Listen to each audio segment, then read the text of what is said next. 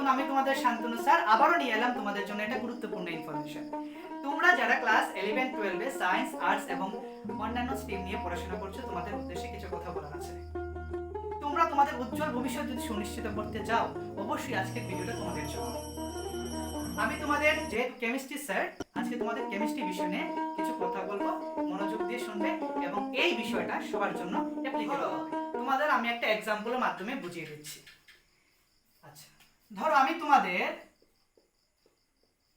Molality and molarity এই দুটো part সম্পূর্ণভাবে পড়িয়ে দিলাম বা সম্পূর্ণ ইনফরমেশন তোমাদের এই পার্ট থেকে দিয়ে দিলাম। এখন কথা হচ্ছে পরীক্ষাতে এই দুটো টপিক থেকে কি কি কোয়েশ্চেন আসতে পারে। আমি তোমাদের কিন্তু একটা এক্সাম্পল দিচ্ছি কিন্তু। আচ্ছা, কোয়েশ্চেনগুলো কি কি আসতে পারে, কি কিভাবে আসতে পারে। প্রথম কোয়েশ্চেন চলে আসতে পারে যে একদম ইনিশিয়াল যে কোয়েশ্চেনগুলো আসে, ডিফাইন মোলারিটি এন্ড আসতে পারে ডিফাইন মোলারিটি।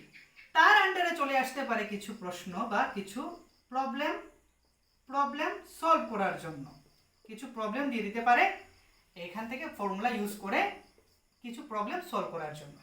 কিন্তু এখন যে নতুন প্যাটার্ন বা নতুন যে প্যাটার্নের দিকে এগোচ্ছে সিবিএসসি এবং টিবিএসসি বোর্ড, তাদের যে প্যাটার্ন অনুযায়ী কিন্তু নতুন নতুন জিনিস বা নতুন নতুন কোয়েশ্চেন বা নতুন নতুন ইনফরমেশন তোমাদের এখানে ইন্ট্রোডিউস করেছে। কি কি ইন্ট্রোডিউস করেছে, চলো এইগুলো কোয়েশ্চেনগুলো ছিল সেগুলো হচ্ছে define molarity and molarity, then problem solving. এখন তুমি যে ইনফরমেশন পেয়েছো, তুমি সম্পূর্ণ ইনফরমেশন পেয়ে গেছো চ্যাপ্টার সম্পর্কে। ধরো তোমাদের একটা কোয়েশ্চেন দিয়ে দিল পরীক্ষাতে, এই প্রবলেম সলভিং না দিয়ে তোমাদের দিয়ে দিল is molarity affected by dilution. তুমি বলবে যে স্যার এগুলা কোয়েশ্চেন তো আমরা কখনো করিনি। যদি এই কোয়েশ্চেনগুলো প্র্যাকটিস না করে যাও বাড়িতে, তাহলে কিন্তু পরীক্ষাতে কোনোদিনই আনসার করতে পারবে না। মাথাতে আসবে কি করতে হবে বা ইনফরমেশন তোমাদের মাথাতে আসবে, কিন্তু আনসার করাটা টাফ হয়ে যাবে, কারণ এখানে ভাবার সময় নেই, আনসার তোমাদের করে ফেলতে হবে।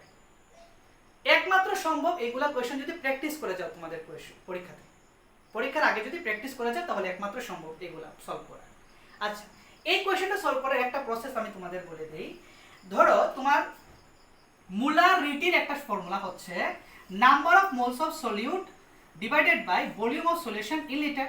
আর মোলারিটি একটা ফর্মুলা হচ্ছে number of moles of solute divided by mass of solvent in kg দিয়ে দিল।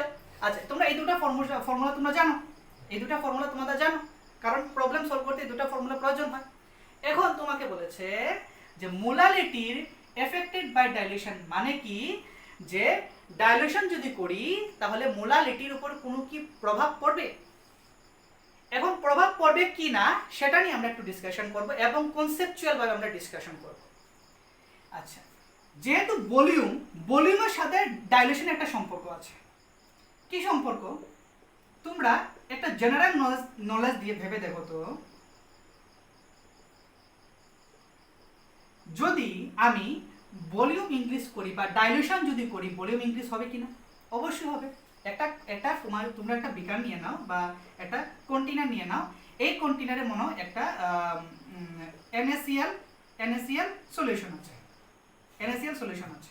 এখন এটার লেভেল হচ্ছে এতটুকু পর্যন্ত। সেটাকে তুমি কি করলে আরো অ্যাড করে এটার লেভেলটা করে দিলে এতটুকু পর্যন্ত।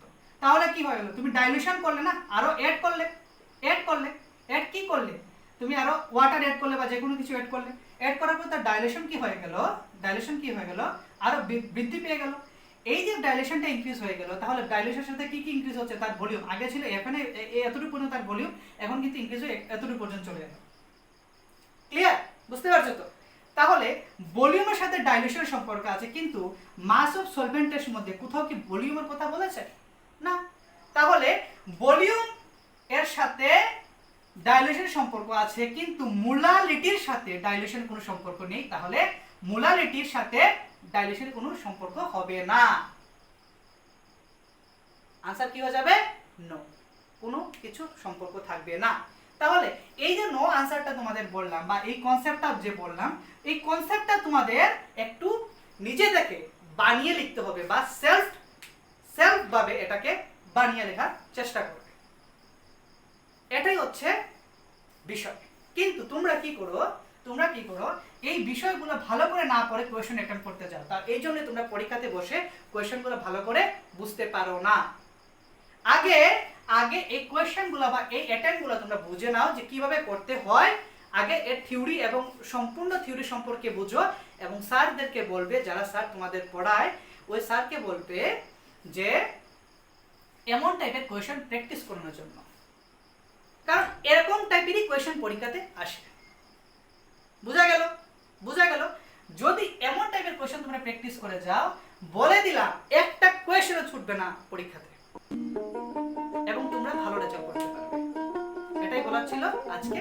টাটা।